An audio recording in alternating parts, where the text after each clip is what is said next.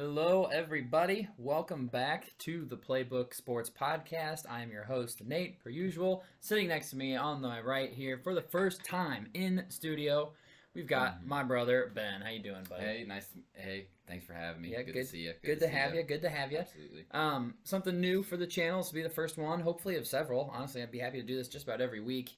So we just had the North London Derby, just finished up, so this is kind of an instant reaction along with some player ratings, considering clearly Spurs fan, Arsenal fan. Bit of a tough one for us. Yeah. Bit of a tough one. The ref was very interesting this game. I felt some calls definitely went one way versus the other, but I felt that each team kind of got screwed just a little bit. I still felt like Arsenal was the better side. Top to bottom, I felt like Arsenal was the better team today. Yeah, even before the red card. When you take some of the key stats that we look at into suggestion, then it definitely looks like we played a better game. But again, kind of as we were talking about, it kind of just comes down to the way you guys choose to play versus how we choose to play. Conte ball is a boring brand of soccer. It is a boring brand of soccer. It allows you gets defense. results. It does get results. I mean, you guys are in second place for a reason, right?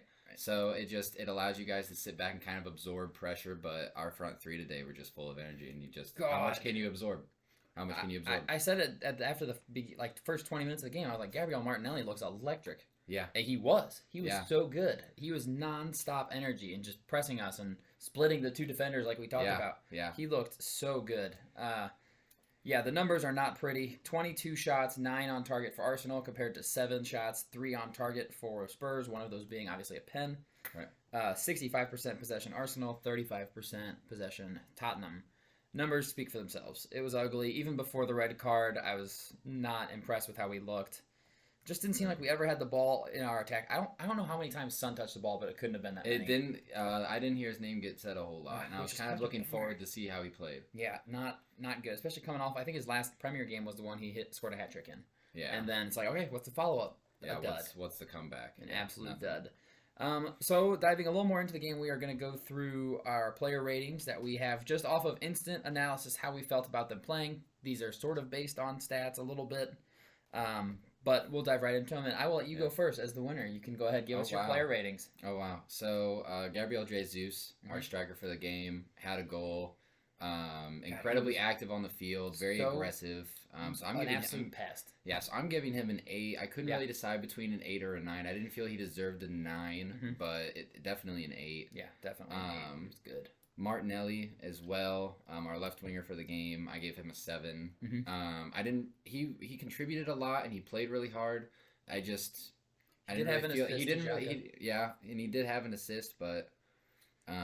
I just didn't feel like he stood out really as much as Jesus did. Non-stop energy from both of them. Yeah, from both of them. A very high 7. Could not stop either of them at all. They were pushing every time our center backs had the ball. Like if Dyer had the ball, Gabriel Jesus was in his face, and then we'd pass it off to Longley, and boom, Martinelli's in his face. It's like, oh my god, can you guys just chill, for a minute, give us a second to recover. Well, and let's flip to the other side with Saka. I feel like we never even heard from. He had that one shot. He had one shot, and he tried, I guess. Yeah, but he was out there. I gave him a 6. Yeah, I didn't feel really too super impressed. Odegaard out of the midfield, I gave a 7. I felt he was very helpful with moving the ball upfield and getting the ball into those playmaking positions. It wasn't that long ago that Odegaard was considered like the next wonder kid. He was the wonder kid. He was like when he was like 13. It was back like in 2015. Signed by Madrid. Went to Madrid as like a young teenager. Yeah, as a real young teenager, Madrid kind of matured him for us, and then he came over on. I don't think he came over on loan. I think it might have been like a loan with an option to buy. Yeah, I think that's what it feels like. Next we have Xhaka. He did have a goal. It really wasn't. It was a well placed shot. And he had been trying to shoot all day, which I don't really agree with out of a CDM role.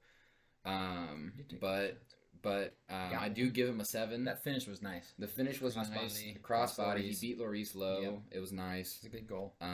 Aggressive. Felt like he was on the ball often. Same with Party, who had just a beautiful shot. I've never seen a shot like that. Awesome. That took me by surprise. That was awesome. Yeah, that was painful, but that was such a good goal. So I gave him a 7 as well. Zinchenko, who ended up getting subbed out around like the 70th, I gave a 6.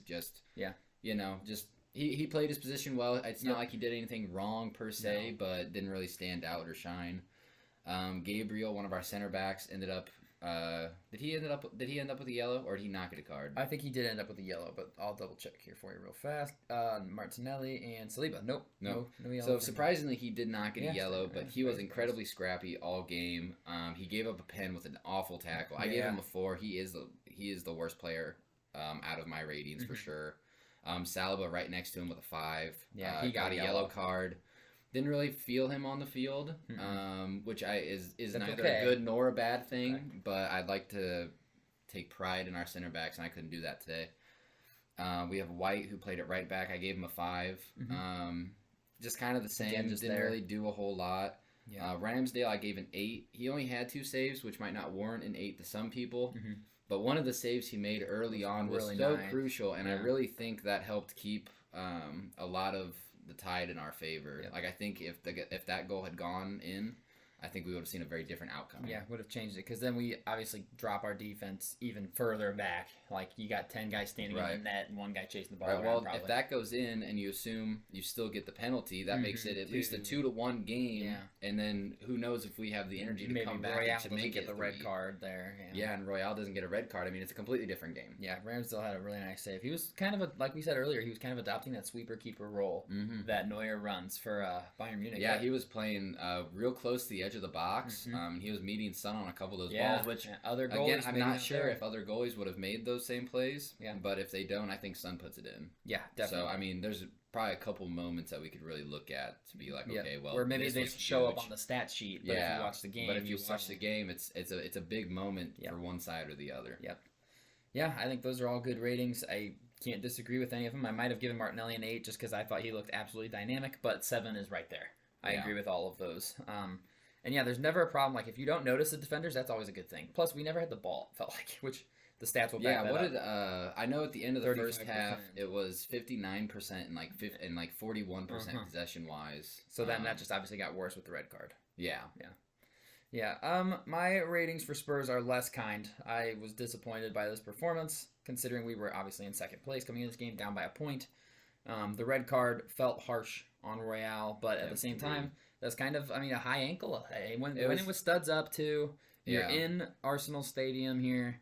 It maybe was a bit. I thought it was just going to be like a yellow and a stern talking. Yeah, I would have thought a hard yellow felt right. A hard yellow felt right, but yeah. Even the announcers thought that might have been a little bit harsh, but yeah, at least considering the play that he was allowing to go on before the play. It's a North London derby. It doesn't really make a whole lot of sense for that one specific play to be chastised worse than the other plays when they were very similar. Let the boys play. It's a men's league. It is a men's league. They got to be able to play. Men's league. I gave Lloris a 6. I think that he had some nice saves. He had 6 total saves, so he was obviously an active player on your team. Yeah, I'm kidding. I docked him because of that one goal where the ball was hit to him, and instead of being able to catch it, I think he was caught off guard by the shot. Yeah. He kind of fumbled it out a little bit, and then it went to Romero, and then went under him, and then a goal. Yeah. And that put you guys up 2-1, and you never relinquished that lead. So I gave him a little knock for that, but otherwise he played well. Had the ball at his feet a lot, which I don't like because we had to keep playing it back because your guys' pressure was obnoxious. Yeah. God. Well, and they even talked about that in the beginning of the game and how, it's pretty common for a lot of teams to be aware of the pressure early on. Yeah. But I think they start to expect it to wear down, and then when that happens, it doesn't. And then you're in trouble. Yeah. I gave all 3 of our center backs, Longley, Dyer, and Romero, 5s. Yeah. I mean, we had 10 men behind the ball at all times in this game. So it's hard to say that they played spectacularly. I thought Romero had a couple of not great tackles, but that's how he plays. He plays reckless. Yeah, he had that deflection to Jesus, so that kind of hurts. Yeah. And he probably could have played that better. So I was between 5 and a 4 for all 3 of them. I wasn't impressed by any of their play, but I don't think any of them made any crucial mistakes either. Yeah. I feel like we just didn't have the ball. No rights, no wrongs, but just very average or very meh. So that's deserved. I think 5. 5 is a meh rating. Is a meh rating. I gave Perisic a 6. I felt like he was doing well going up and down the field. He had a good chance to throw a shot on frame, and he absolutely skied it. That was ugly. Yeah, but I still liked him coming up and down the field as a left wing back. I like him in that role a lot, and as a free transfer, he does well. Speaking of transfers, we talked about this earlier. It's really disappointing to see the same lineup for us every single week, including maybe one of our new guys. We signed 6 people. And at least 6, maybe even more. And Perisic is the only one getting consistent playing time. Richarlison played today with Kulu out. But other than that, Longley played today, but he is not a normal starter. Yeah. We haven't seen Jed Spence at all, and Yves Bissouma came on late in the game, which is whatever. But then you look at Arsenal's people they brought in this season, and Gabriel Jesus starting every game, dynamic. Zinchenko starting every single game, and he was playing a CDM. Yeah, he plays the position well. Yeah, and Gabriel, he had a rough game today, but he's been solid too. It's like, man, yeah, if we're gonna bring in next to him, solid. Like if we're gonna bring in these guys, let's play them, please. I'd love to see more of Jed Spence and Bissouma. Bentancur and Højbjerg are okay. Yeah, I would take Bentancur over Højbjerg. I think so too, but Højbjerg's a better defensive mid. I just didn't see Bentancur much, and I'll talk about his rating soon. But next up, Emerson Royale, worst player on the pitch because of the red card. Mm-hmm. You can't do that. That was a bad tackle. He got beat. He hit him high. Studs were up. You can't have it. That cost us the game. I mean, you can't come back at that point. They're playing such high pressure. Plus, he wasn't great all day anyways. Gabriel Martinelli was cooking him. Yeah. That was his guy, and he was just going right around him all the time. Yeah. Ugly game from Royale, and now he's going to miss the next 3 games, which might not be that bad, honestly. Jed Spence should be starting in that position anyways. So let's see some Jed Spence. Let's see what the kid's got. We signed him for like £15 million. Let's see what he's got. Yeah. Bentancur, I gave a 4, and Højbjerg I gave a 5. Okay. Not that Højbjerg was anything spectacular. I just thought he was on the ball a little more than Bentancur. Okay. But the center defensive mids, that was the difference in the game. Bentancur and Højbjerg were vastly worse than Xhaka and Partey today. Xhaka and Partey controlled the ball way better in the midfield. Absolutely controlled the park, in my opinion. And that was the problem for us. We didn't have any strength up the middle at all. And you can't win like that. When Thomas Partey and Granit Xhaka each score a goal, that's bad. And then your center defensive mids are never on the ball. I mean, like I said, we don't have the advanced stats for this one, and it'd be interesting to look at them. But they were significantly worse than your center defensive mids, and so I dock them both for that. Neither of them did anything spectacular. Son, I gave a 5 because I hardly even noticed he was on the pitch. Yeah, his name wasn't called out a whole lot. I didn't feel like he was getting into his normal, really well thought out attacking positions. He's normally a great right hand to Kane to get up top and score, but really I only ever saw Kane, and that's because he was tall. Because he's the biggest one on the field. He's the biggest one on the field. Yeah, but otherwise, pretty absentee. Yeah. I'm changing my 1 rating on Richarlison. I have him at a 5. I'm actually going to give Richarlison a 6 for earning the penalty that he earned because he did manage to get that ball and kind of go around the 2 center backs before Gabriel took him down. Yep. And his shithousery is second to none. Him and Gabriel clearly were going at it all game. You have to imagine Richarlison's like, okay, which one of their defensive players can I make angry enough to foul me? Yeah. And he's like, you, Gabriel, the other Brazilian. I can make you mad enough to take me down. Back line. Mm-hmm. Yep. And he did, and it worked. Yep, and they were even chatting during the game. They were seeing quite a few conversations between the 2 players that would result in a little bit of pushing back and forth. A little bit of anger. Yeah. So he's really good at getting under his skin real easy. Yep, and he earned the pen that Kane ended up putting away. Yeah, Goal. And really, that pen came, I felt like, it's such a crucial moment because we had just scored that beautiful Thomas Partey goal. Yeah. And we had all that momentum, and then all of a sudden, 5 minutes later, it's a pen at the other side of the field. Pen, and Kane stepped up and it's like, no way. Yeah, that was big. I thought that was going to be I thought this game was going to end in a draw. Obviously, it didn't. But I liked Richarlison. I don't like his passing. The dude can't hit a pass, apparently. I did notice in the final third a couple of through balls. If they had hit their mark well, could have had somebody. Yeah, completely different game. Missed Kulusevski in this one. His passing is probably second best in the team behind Kane's, and not having him hurt. A lot of opportunities went begging. Yeah. And then finally, I gave Kane our best score, a 7. Just because had the goal. He had the goal, and he's our best creator on the pitch. We need midfielders that are creative. We don't have any creativity in the midfield at all. Højbjerg and Bentancur just don't have it. Yeah, at least in this lineup, there's none. I need somebody with some... I really wanted us to go sign James Maddison, because he can at least get the ball up and let Kane play more of a striker role than a center mid role, which is what he's having to play. Yeah, those talents aren't really showing through for their team this year, per se. No, they're not. But... I do agree that usually he's a very reliable midfielder for play creation and getting the ball upfield. And he's quick. Yeah. He's a little bit, he's able to hold off. He has some physicalness to him. Some physicality there. So, yeah, we need some sort of creation up there, and we just don't have it right now. We don't have an Odegaard who's just creating. Him and Martinelli just created chances. Yeah, he and Martinelli were just passing it in. Yep. Yep, and that's a problem. That's the problem with the Conte defense and play style is it works great against teams that don't have these kind of creators that are good on and off the ball. Like Gabriel Jesus was hitting a pass and instantly off. And instantly going Instantly off. I mean, just the high energy, our defense couldn't keep up, especially when they're having to defend the whole game. So yeah, those are my ratings for Spurs in an ugly 3-1 loss. We haven't won at Arsenal Stadium since 2010. Last record is now 18-11-1 for Arsenal at home against us. That is tough. Yeah, That is tough. I think it. I don't really know quite necessarily how important home field advantage would be in a derby quite like this. That's important. So both teams are North London based, so their fan bases are in each other's back, all the time. So I don't feel like the advantage would come from having more of your fans than the others. Like I feel like the stadiums would be relatively well balanced. You would think, but I'm telling you, I'm pretty sure European soccer clubs release tickets to their fans specifically first. Well, they have Spurs sections. Right, like there's a Spurs section, so like Spurs fans will sit here, and then everywhere else Arsenal fans. Okay. And like when you guys come to our place, you'll see like you'll have like the Arsenal section. Yeah. And then it's just usually one white. Of the corners. Yeah. One of the corners, and that's how it is at all these like even the Manchester Derby tomorrow, which we'll discuss for a little bit.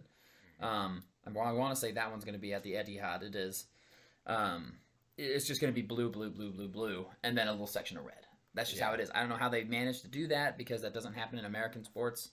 But it did happen in the NHL a couple years ago. There were, I think it was the Predators out of Tennessee, and they were playing the Blackhawks in the playoffs. And Illinois residents weren't able to buy tickets based on where they were buying a ticket based on where they're buying the ticket from. Yeah, so if it was in Illinois, it wasn't letting them quite access it yet. Maybe they have some sort of way where they're releasing. But that wasn't allowed, and I think that was a bigger issue at that time. But plus, you got to imagine that all of those fans at these games, like I can't imagine trying to get a ticket to a North London Derby or a Manchester Derby. I would imagine it would be as expensive as like a playoff game here. So probably expensive. $500 a ticket, I think feels about right. And it's probably almost all season ticket holders. Like it's got to be mostly season ticket holders. So getting a ticket to a game, especially as an opposing fan, good luck. Yeah. Good luck. You're waiting until they announce your section. Yeah. You're just praying. Yeah. So yeah, tough game for us. Great game for you guys. Stranglehold on first as of right now. Yeah. The second place tomorrow will be interesting. Yep. So then tomorrow's game will be important. City against Manchester United. I think City's going to win this game pretty handily. I want to see Haaland score a double hat-trick. He's got 11 goals in 7 games. Yeah. That's messed up. He's leading like 3 or 4 different leagues internationally, even with goal scoring. So the guy's insane. I think he's gonna do great. I think De Gea is gonna have his handfuls quite literally. And I hope Harry Maguire wants to play soccer tomorrow. Oh my god! No, I don't think they've been starting him recently. Like Harry Maguire's been benched. Oh. Well, what does the lineup look like? They don't have it out yet. It'll come out tomorrow. Oh, okay. But just for idea here, let me see. Last time you guys played, they somehow beat you guys 3-1. Yeah, it was an ugly game. Maguire did not start. He came on as a sub. He's been coming on as a sub. They've been starting that Martinez, the Argentinian, beside Varane. Oh, okay. And that seems to work for him because you forget they have Varane. Same, I often forget. They have a couple players on their team that are real sneaky that you don't quite remember they have. This is where he went. Yeah, and Varane's a stud. Like, how do we forget him? I feel like since he's come to the Prem, he really hasn't shown it quite as bright as he did at Real Madrid. And I mean, definitely the same with Ronaldo. At least for the Man U switch, definitely. He has been quiet. Yeah, not nearly the same guy. And that goes to show you. And obviously, we're both Premier League fans, so we have a slight bias. But I think that's the best league in the world by a long shot. The amount of depth and talent in the Premier League it surpasses every other league. Yeah, I think, and granted, we kind of see it as like Champions League, you know, what league really has the best. I don't think that's quite a fair way to look at the league because the Champs League would, I mean, like for the Bundesliga, you would only see like Bayern Munich, Borussia Dortmund, like the top couple clubs. So I don't think the Champs League is a really good way to compare the leagues. But I would say that as like an international soccer player, I can't imagine you wouldn't want to play in the Prem. Right, I can't imagine that's be the goal. That's got to be the goal. Like that has to be the league you want to play for. Right. And like I would say, like yes, the top 3 teams in the Premier League are on par with the top 3 teams in other leagues. I would completely agree. PSG, but then once you get once you start getting down to like the 4 through 10 range, I think I'd take every Premier League team in the 4 through 10 range over other leagues 4 through 10 range. I would agree with that. The depth of them all, like most of these players are top players at their league that sign with a low level team in the Premier League. Yeah, like okay, all right, got it. Yeah, when it comes to international break, man, the Prem is like a skeleton crew. Yeah. You know, And the running joke is that the Wolves are the Portuguese international team, but like legitimately, they have so many of the Portuguese international players. I think one of their last games they started like 9 Portuguese players. Yeah, that's crazy. Yeah, they're playing in England speaking Portuguese 100% of the time. There's no doubt about it. Yeah, that's an advantage, and it's absolutely an advantage. But yeah, I just can't imagine the Prem not being the ultimate the number one. I think. Well, and I feel like even in the Prem, you have a higher chance of getting to the Champs League as well. Like, definitely. I think the Prem gets more slots. I think La Liga also gets 4. Okay. I think so they both get 4. That really wouldn't be an advantage, but I still think it's the best league. It definitely doesn't make me bad. No, definitely. Well, think about it. Like Leeds United, Rafinha for Leeds. Yeah. A bottom 10 team, I would say. You know, I don't think they're top Leeds, half. Yeah. Nothing special. Mm-hmm. Rafinha goes to Barcelona, the top 2 team in La Liga, starting for them now. For $65 million, and he didn't do anything in the Premier League. Like, he was nowhere to be seen. Yeah, no. And I think this just shows depth. Like, there's these players on these low-level Premier League teams doing nothing against Premier League competition, getting sold for big money to smaller and they actually perform. And they actually do well in these other leagues. Places. Yeah. Rafinha's look decent. Yeah. I think he has at least a couple goals for him already. So yeah. Barcelona's in shambles for a lot of They are. so plagued with injuries. Financially in a tough spot. Just absolutely in the mud. Not what they used to be. No, not the Barcelona of the teens, like 2010 through 2017, 18. Yeah. The president has made a couple statements saying that was not the ending to the Messi story he wants. So I think maybe we could look at possibly at the end of next summer. I would love it if he went to Inter Miami. If they could financially afford it, but I don't know if they can afford a Messi contract. No, he's also 36. Yeah, he's old, and he's just not like how much are you the same. How much are you going to be willing to pay him? It's not like he's looked amazing in Paris. He's been Messi. Like, it's been Messi, right? It's been Messi, definitely overshadowed by Neymar and Mbappe. Yeah, I feel like when you look at that team, you don't really focus on Messi a whole lot. You look up top to Neymar and Mbappe. Yeah, yep, agreed. Anything else you wanted to add on this kind of quick hitter video of soccer for the week? I don't think I have anything. Nothing else? All right. Well, it was a tough London Derby for one of us, a much better London Derby for the other. Well, but that's why we're going to run it back. Yep, we're going to run it back, but it'll be Tottenham. You guys. Yep, in Tottenham. I want to do this more, especially with the World Cup coming up. Okay. Super excited about the World Cup. We should maybe consider making this just like a weekly thing. We'll see what the views look like, see what the fans want. At the leagues. Yep. And at the different fixtures. You want to tell the people what to do after watching this video on YouTube? Well, you have to hit the like and subscribe button. Hit the like and hit that big red subscribe button. Absolutely. Yep. Comment down below who your Premier League team is and where you think Arsenal, Tottenham, City finish in the league. Do you think Arsenal holds on? I think they might. I think they might. I don't. Bro, I don't Arsenal wins the league this year. How hype would that be? The issue is that just the pure length of the season right now, having 4 points means just so nothing to me. Yeah. I mean, even going into the last 2 weeks, a 6-point difference is nothing. Yeah. So long season. I hope so, but an early loss to Man U, which looked, that hurt. You guys dominated possession. And we still haven't seen Man City yet. Right. And Ramsdale will certainly have to bring his A game for Haaland. Whenever that's going to be a good game. He's going to have to pay attention. Yeah, we're going to have to watch that game. Premier League is a good time. I'm super excited. Soccer's around, and it's all year. And we have the World Cup in the middle of the winter. I love that. Yeah. I mean, I don't because we had to wait an extra 6 months for the World Cup this time. But it means we have to wait less time for the next World Cup that is here in America. Right. We are going to a game.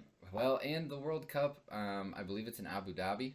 Qatar. In Qatar. Mm-hmm. So, we could see some absolutely beautiful stadiums. Oh, we could. I mean, they are wealthy. Now, we don't necessarily agree with Qatar and how they treat people. They have some human rights issues going on over there that we don't want to get into. But yeah, it's going to be gorgeous. Yeah, but I think, some quality soccer and some quality stadiums. And really, that's all that I'm going to be looking for. Yeah, good soccer, good fields. Everything outside of that, I'm not interested in. And USA to bring home the trophy. Well, let's make it to the World Cup first, right? Yeah, let's just get there and see what happens. We just lost 2-0 to Japan, so not super excited about that. No. All right, well, thank you guys for following along with us and listening in. Again, we're hoping to do this more regularly, and come on, you Spurs.